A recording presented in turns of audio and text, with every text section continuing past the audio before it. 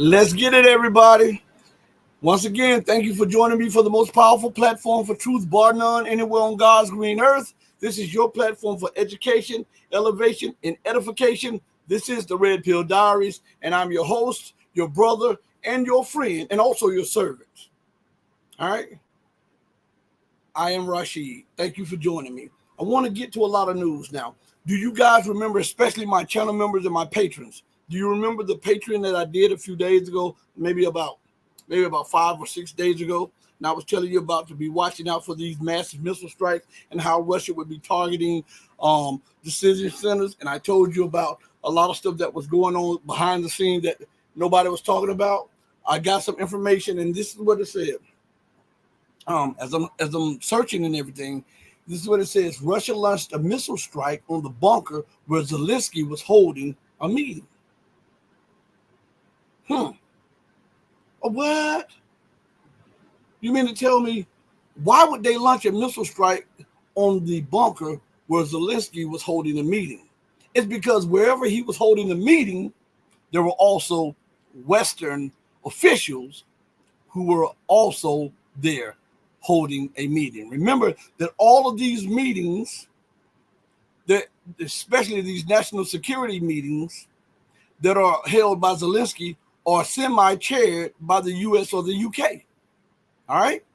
There was something says about the data, and this was also on a Telegram channel. Also, it's a Telegram channel called Military Business, right?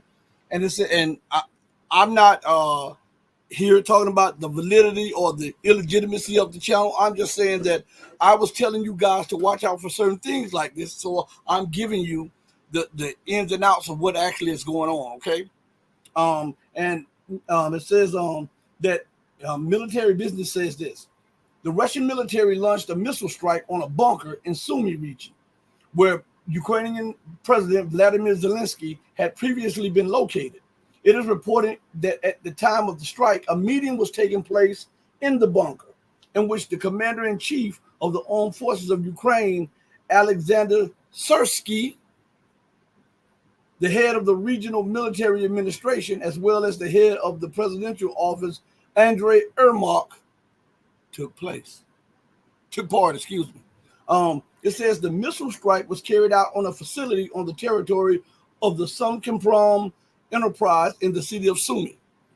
This location was chosen to host an important meeting of the Ukrainian leadership amid the ongoing conflict. President Zelensky also published a video from the meeting, but it is impossible to determine exactly where it was held from the video. It says there has been no official information about the consequences of the strike yet. It is unknown whether the Ukrainian leaders were in the bunker at the time of the attack or left it before the attack. However, judging by the public appearance of Syrsky and Ermak, consequences for the Ukrainian leadership were avoided. So that is from Military Business. Okay. Now, we notice things are heating up. Why am I telling you that things are heating up? Because this comes out on RT. Ukraine attacks train ferry in southern Russia. All right. Also on RT, an article titled "Ukraine Tried to Attack Russian Nuclear Plant." Putin. That's from Vladimir Putin. Now here's the thing right here. Russia is trying to de-escalate a little bit with the West. And I've said this over and over again. Russia fears, it doesn't fear fighting the West. Russia realizes that if it fights the United States, that it's the end of the Western world order completely. And Russia has a vested interest. Some of the people in Russia, not all Russia, but some of the fifth column have a vested interest in maintaining the so-called rules-based order. That's why he runs up against so much opposition. That's why even as America was stoking flames and provoking Russia, you would hear the leadership and the diplomatic team always refer to the U.S. and the West as our Western partners, even though they were showing nothing of partnership, no friendship, no kinship or anything. All they were showing was contentment towards Russia. You don't hear the Chinese saying our Western partners, because the Chinese understand that America is after them eventually. Look at what they've done to India. Listen. They've stoked India's attention. They've tried to bribe India. They've tried to cower India. They've done everything they can. And so to show India, look, you've got to pee or get off the potty, they instigated the coup and formed what is known as Eastern Pakistan, which is now known as Bangladesh. The Indians were so mad that they asked the United States, they knew that the United States was behind this, that they asked them to cool out with the rhetoric against the former leader who stepped down. So now the U.S. has a one-up on India. I kept telling everybody that India keeps playing the fence. And any person that goes from pillar to post, pillar to post, pillar to post is unsound in their judgment. And that is what the leadership of India was doing. They wanted their cake and they wanted to eat it too. They wanted to be used as a bulwark against China by receiving Western technology, Western financing, Western backing to try to make up for the deficit in political and military clout and economic clout with China. From the 60s, they viewed China as an enemy, which is ironic. It's strange, isn't it? China and India had a fight in the 60s because India overstepped and thought it was bigger, it could step bigger than what it could step. And China put it in its place. From that moment on, India has never forgiven China. But guess what? They've forgiven Britain. And Britain colonized them, stole trillions in wealth from them, emasculated their population, balkanized their country. And they can get past that with the Indian, with the British. But the Chinese were defending their self-interest, their national interest, and India can't get past that. And here's the kicker. India does not share a border with the UK, but shares one with China. India is in a border dispute with China, not because of India or China, but because of the British. And yet you have all of this forgiveness for the British, for the Americans, and for the West, but you have none for the Chinese. See, I have been telling you all this for the longest, that India wanted to receive technology from China, from Russia. They wanted to receive technology from the West. They wanted to pretend as though they were non-aligned while antagonizing China, because they truly believe that China is where they should be and vice versa, and China should be where they are. And the U.S. stroked their ego. The U.S. kept stroking their ego. And so I said, India better be aware. They better be aware of what's going on, because these moves in Central Asia, in the Eurasia area, in West Asia, are not just designed against Russia, Pakistan, and China. Even though America and the UK are stroking India's ego, this is also a containment policy against India. And once India is used up, and if the US could break Russia, break China, then they would turn their eyes on India. They will never accept a non-Western nation as an equal power or global power that is equal to, close to, or superior to any Western power. That is unacceptable in their eyes. But the leadership, we have to understand that the leadership in India, regardless of which party, has some ties to the British Crown. Let me say that again. Let me take a sip. Let me say that again. The leadership in India, regardless of what party, have ties to the British Crown. And that is why they play the field. That's why they go from pillar to post. And anyone knows that any ship or any person, if you have a ship that goes from sea to sea at the whim of the wind, it's unstable, unsound, right? If you have a person that is not decisive and continually goes from one opinion to the other opinion, you know that that person is not sound in judgment or rational in thinking. Well, what do we say about leaderships? What do we say about governments that exhibit the same traits? Huh? I'm asking. On the real. So look, we'll go back to something that I was saying. Excuse me. When I was telling you all about Russia, a lot of we're gonna be bouncing back a little bit and forth because it's a lot of news breaking. Okay, a lot of the things that Russia has experienced is a product of Russian policy. Let me say that one more time for those of you who may miss what I've said. I hope it doesn't go over your head. A lot of the problems that Russia is experiencing is a product or byproduct of Russian policy. They are fearful of acting too powerful in their response to the West. Why? The West is not fearful in doing it to them. They are fearful of their policies being mistaken when they're dealing with the West. Why? The West isn't fearful when it's dealing with them. Russia needs to brush that mess aside and do what's incumbent upon. Even if you have to stand alone, do what you have to do. I remember one of my mentors. His name was Salahuddin Mahdi Mohammed. Okay, good brother, good friend, good father figure, everything. I met him when I was about 15 years old. He was like a father figure to me because my father passed away when I was about 15 years old. Okay. And I remember he was telling me, he said, listen, as you grow and you be a man, sometimes when you're making the right decisions, you're going to alienate everybody around you because they can't see what you see. They don't understand the outcome of the decision that you're about to make. You have to be man enough to withstand the detractors, the naysayers, the haters, everything, even when it looks like it's dark. You have to be man enough to stand on principle. You have to be man enough to acknowledge mistakes.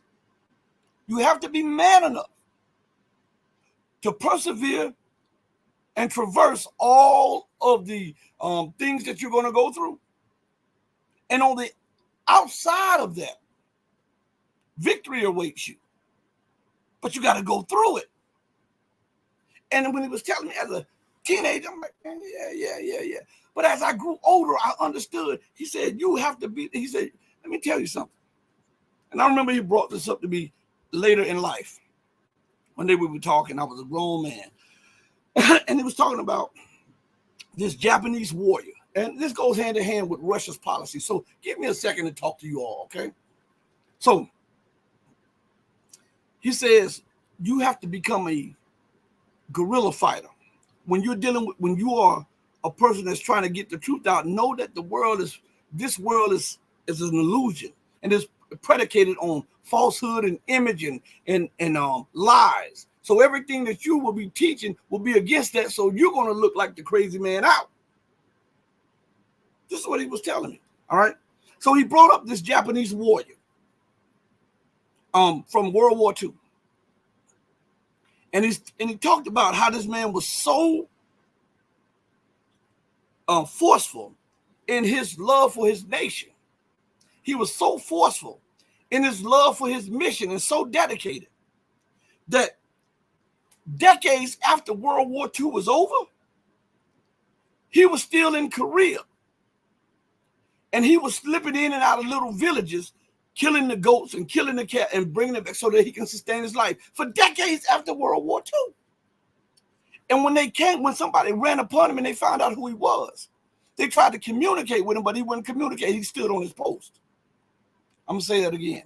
He stood on his post. What is his post? He stood on his orders, the orders that was given to him as an elite soldier in the Japanese army. He did not even know that Japan, he thought the people were broadcasting when they was broadcasting in the jungles, he thought that they were broadcasting propaganda that the Japanese, the Imperial Japanese Empire had collapsed and that that things were changed. Do you know that for them to bring him in, they had to bring somebody from the Japanese government to talk to him? He was so gung-ho about performing his duty that he was willing to die on that what he perceived to be the truth. And he was willing to stand on his own by himself in a foreign land and do what his order stated for him to do. Now, why did I bring that up? And if you think I'm lying, you can Google this stuff. You can find out. And he was treated as a hero when he arrived back in Japan. Google it. So check it. Why did I say that? It's because now Vladimir Putin, the leadership of Russia, they have to stop talking about the consequences of war. They need to start performing and showing and letting the people who are struck by the consequences of war talk about the consequences of war. Because right now, with the sabotaging, with the bombing, with the attacks on Moscow itself, NATO has gone a step too far. You understand? So now, they must now stand on what the policy that Dmitry Medvedev said.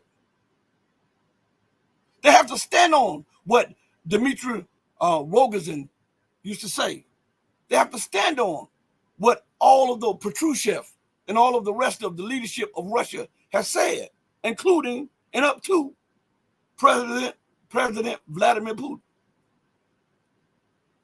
And if it means a confrontation, a direct confrontation with the United States, a direct confrontation with NATO, let it be. It is what it is. But why should you allow for attacks in Kursk, attacks on Moscow, attacks on Kaliningrad, probably on St. Petersburg and other areas, and attacks on your nuclear deterrent, and attacks on your warships, and attacks on your civilians, and attacks on your nuclear installations? Why should you allow for that? You are a nuclear power. You should give the West something to think about and put the ball in their court. Strike one of the military bases.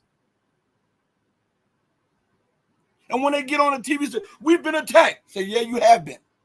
But this was not an outright attack. This was a response to your constant provocation of attacking radars, nuclear installations, and your mercenaries, which are NATO soldiers, on Russian territory. From this point on, every act will be met with a greater reaction. If you fire a missile into Crimea, I will fire one into Poland. If you fire a missile in Belgorod, I will fire one in Moldova or Romania. If German missiles are used, then Germany will receive a missile in Germany. With these armored vehicles, if they're British, then the British will be hit. If they're Americans, then America will be hit anywhere in the world. And you have to stand on that, or else you have no deterrent. You have no deterrent. If you say one thing and do another over and over again, regardless of how the war is playing out in Ukraine, we're talking about how the war is playing out outside of Ukraine, in Russian territory. Why must you bear the brunt of the escalatory policies of the West? See, when I'm dealing with you all, I'm talking to you all from a position of common sense. And I try to break it down so that everybody could understand it by breaking it down to the very street level of what you would do on your block, in your house, concerning your family, your possessions, so that you can understand that this is not just confined to you. What should the governments do when they are confronted with the exact same thing that you're confronted with, and how should they react when you reacted with force to defend yours? This is what I'm saying. So now, Russia continues to allow these things to take place. And as long as they do, without any ramification, without any hits on NATO territory, guess what's going to happen? They're going to climb the escalatory elevator continually. Because you have, most people don't look at this like this. So I'm going to tell it to you. When you have a desperate power, a desperate person, a desperate athlete, somebody who's been at the top their whole lives, and they see that they're losing and they can no longer perform in the way that they have been, they're going to use everything to their advantage to try to maintain power just for one more night, to maintain the championship just for one more fight. Desperation sets in. And when desperation sets in, desperate people do desperate things. And when they do desperate things, people say, I hear the pundits say, well, Russia should just maintain and fight the war. The hell with that. If you bring it to my border, if you're executing my civilians, if you're destroying my infrastructure, it has passed that point. I'm not the only one that's going to feel the pain. I don't advocate war. This is the way to avoid war. But I know they won't take my advice because the time is against all of that. I understand what time we're living in, but it would not be the best of me if I did not give you this example and did not tell you and show you the reality of what's going on. Okay? So they are striking Russian territory. They're executing Russian civilians. And what people say, well, Russia should just stay ahead and do what it's doing. To hell with that. The citizens that are being executed, they're still Russian citizens. If it's 1, if it's 16, if it's 35, if it's 200, they're Russian citizens. And what is it coming upon the Russian leadership to do when the citizens are being executed, the land is being invaded, and they're being attacked, not just by their brethren next door, but they have been embedded with foreigners who want to dismantle Russia. Guess what you do? You might attack the snake, but you chop off the snake's head. You might attack the snake, but you chop off the snake's head. You take the head off, the body dies. When other people start feeling the pain that your citizens are feeling, when other people start looking at the destruction of their infrastructure just like you're feeling, when other nations are starting to feel the effects of terrorism like you're feeling, and when other people start understanding that you disregard their rights, their citizens, and their national sovereignty and territorial integrity, things change. But as long as you go that same course, stay the course. Let's just fight this war. We can fight this war and win it, and we keep NATO out of it. NATO is in it. This is the main thing that most people don't talk about. NATO is in the war. Who do you think those dang old mercenaries are? Huh? They are on Russian territory in U.S., UK, German, and NATO vehicles using their weapons, embedded by Westerners. That's not an attack on Russia. That's not an invasion of Russia. That's not an act of war. Russia should just stay the course. Man, stop this. See, I don't ascribe to what the mainstream or the alternative media is saying, because they are talking from a point of, let's not escalate. Let's just stay the course and let America do what she's doing, because if you do X, Y, and Z, then America may go to war with you. Well, she's at war with me now. But besides that, she does not get a freebie. Who the hell says America can attack me and I'm her equal or greater power? And I not do anything? See, again, this goes back to something I said in the last video. You have all of these nations that are standing up there watching. They're watching. They're on the fence. They're looking for something. They're looking for Russia to smack the United States in the cheeks. They're looking for Russia to kick NATO in the groin. And if they can see a strong enough display of power, then they will no longer be on the fence. They'll jump in the global South bandwagon. But right now they understand that if Russia does not do this, they don't have the military wherewithal to withstand the onslaught. They don't have the military wherewithal to deal with the onslaught of the West, the economic onslaught of the West, the political onslaught of the West, the destabilization programs, the color revolution. They don't have that.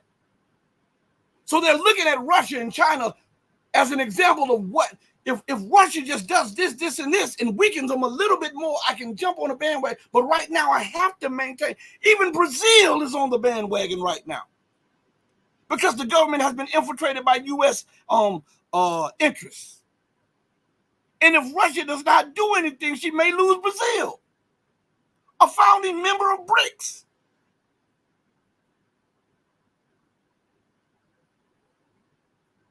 America is undermining the CSTO. You know, that confederation of former Soviet states, that organization similar to NATO. She first tried to get Kyrgyzstan. She went in the color revolution in Kazakhstan. She tried to overthrow Kyrgyzstan. And now she's in Armenia trying to reorientate Armenia from the Russian sphere of influence to NATO. Russia sits back and lets it. Do you understand that these things are right on Russia's border? Do you understand that these people that America is playing these games with, they have direct ties and historical connections with Russia? Huh? That's why I didn't understand, and I'm going to say this is from me. This is not from anybody else. That's why I did not understand. Oh, I understood, but I'm just saying from the average person's view. I did not understand why Russia allowed for the color revolution in Ukraine. I didn't understand it. Instead of the little green men in just Crimea, they should have just went in. Listen, they could have nipped a lot of this in the bud. Guess what they should have done? When Viktor Yanukovych was in his last hours of the presidency of Ukraine, he could have given a direct presidential order putting the nation under red alert or under national, what is it called? What is it? I'm going blank at this moment. Under martial law, excuse me. And that phone kind of, when the phone went off, it kind of misdirected me. But he could have put the nation under martial law, mounted the rostrum because he had the bully pulpit, and he could have said, we are under direct attack from domestic terrorists who are funded by, and he could have named the nations. And he said, we are closing our borders right now. I have given the military to attack any and all people who are out on the street. And from this point on, we have now issued a presidential decree asking and even demanding that Russia deploy its forces here to stop the color revolution that is underway, instigated and organized and orchestrated by its Western protagonists. This would have given political cover to the Russian armed forces to go in there and stop the bloodshed. Think about how many lives would have been saved. Huh? Think about that. And any leadership that would have, say for instance, even if he would have gotten overthrown after he done that, there would be no legitimacy to any government after him. I don't get it. They're not using their heads. Well, they're smitten with derision, because in the last days that these nations will be smitten with derisions, and we see it because what's up is down, and what's down is up, and what's in is out, and what's out is in. That's why I always talk about that. This is nothing but bizarro world. It's the backward Superman, and we see that. In everything we do, everything we touch, smell, see, taste, and feel, we understand that this Orwellian take on everything is bizarro world. Bizarro world. So listen, I wanna go to something real quick. Let me play something real quick for you guys. I want you guys to look at something real quick, okay? All right, and then we'll where is it at? Hold on one second. Let me see if I can pull it up. I want you to pay attention to this. This might be the wrong video. If it is, I'll stop it. I'm looking for the video right now. I want you to pay attention to this, okay? Let's now cross live to independent financial consultant Angelo Giuliano. Angelo, it's good to have you. Join me now. Hi, Mike. Great. Now, how do you assess the talks of possible hostile takeovers of Chinese-owned projects? Would NATO countries be well within their rights to do that if push comes to shove? Well, keep in mind, they've seized Russian assets and it has backfired. You see, we are in a process of de-dollarization. And I think at this point, when it comes to China, those are still words. I would just wait for actions. But it's still very early on. We need to keep in mind that we need to follow the RAND Corporation papers. Remember, in 2019, the RAND Corporation had a paper called Extending Russia. And actually, they predicted that there would be a conflict between Russia and NATO.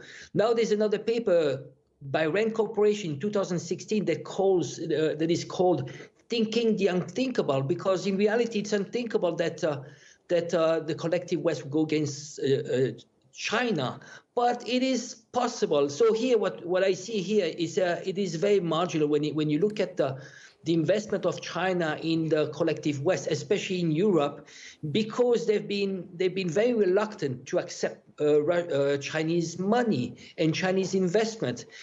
On the opposite side, there is an accumulation of massive investment from the West. Keep in mind that the last 30 years, the West has been disindustrialized and has massively invested into China to build manufacturing. So in reality, there's far more that actually China could actually seize. But China is not in this direction, because China, the way it sees is once you engage with your partners or your enemies, you can have leverage over them.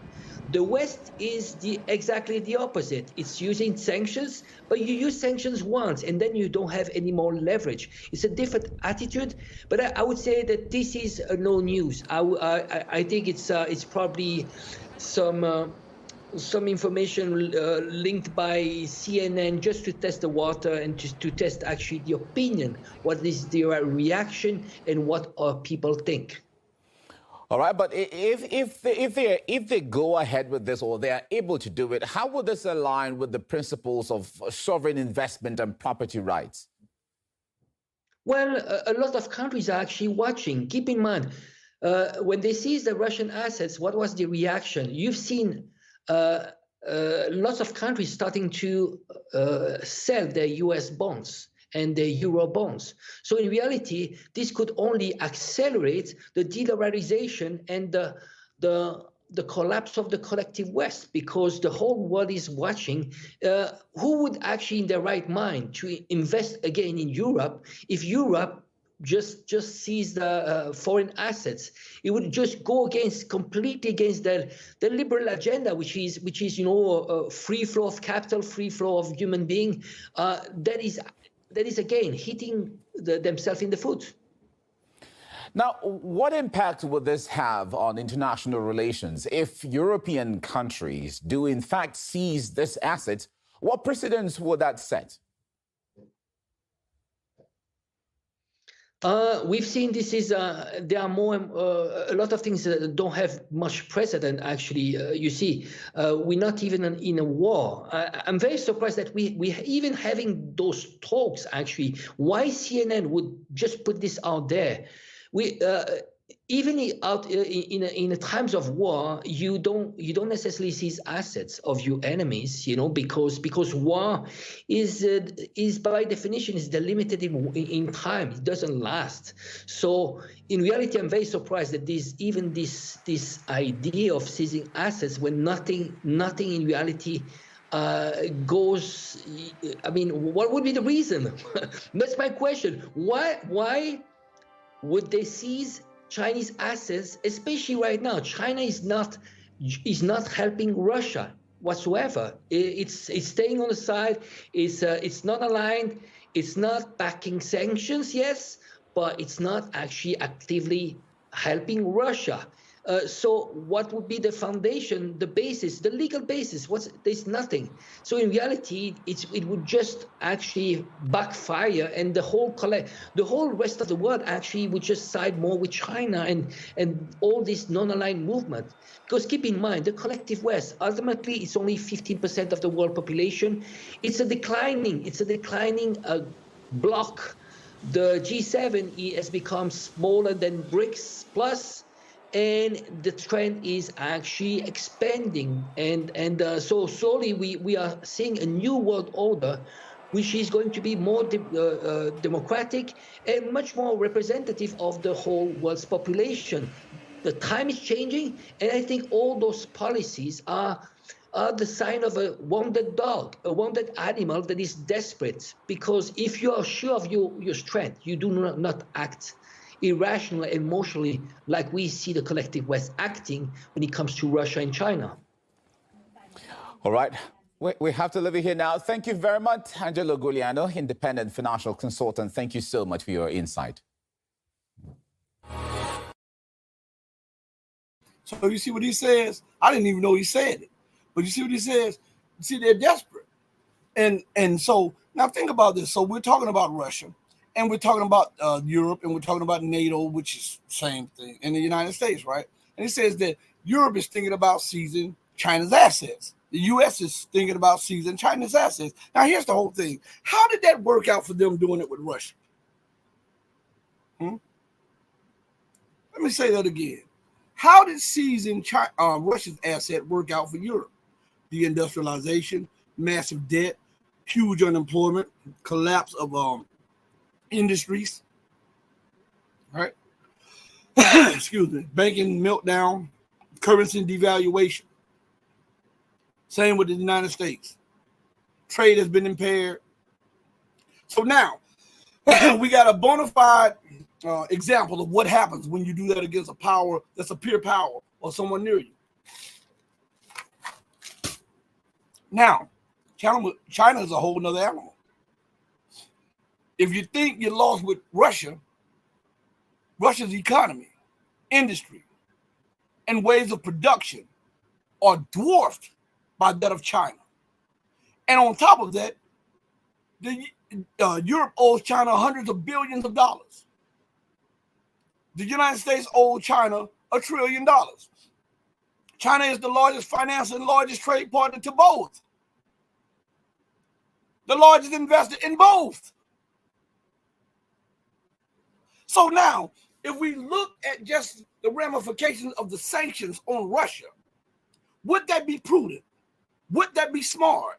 And would that be sound to implement sanctions on the largest economy, the largest trading partner, the largest manufacturer, the largest investor in the world? Now, you need investment because your industry is tanking. You need capital because there's a flight capital out of the Western world. You need infrastructure because yours is crumbling. China offers all of that. And now you're talking about seizing their assets. Make that make sense. I want you to understand something. If you're thinking about seizing China's assets, and almost all Western corporations reside in China, what do you think the ramifications would be to you? Especially now that you have little to no manufacturing capacity, no industry. Do they think about these things? Bizarro world, I'm telling you. So you're going to stick it to the man and the woman in the streets. You're going to stick it to the poor, to the so-called lower middle class and the upper middle class. You're going to stick it to them. And all while sticking it to them, the ramification will be the destruction and the devolution of your societies and your nations. All because you got a grudge because China is a non-white, non-Western nation. And it is showing independence of U.S. and European dictates. China is not a province in Britain. China is not an oblast in France. China is not a state in the United States. China is an independent, sovereign country with thousands of years of history. So how the hell do you think that you're going to make a country with 1.4 billion people that has been here before you ever arrived submit to your policy dictates as if it was a province, or oblast, or a state? And I wanted to stop for a second to thank each and every one of you for joining me in the middle of this stream, okay? Everybody, from the bottom of my heart to the depth of my soul, thank each and every one of you.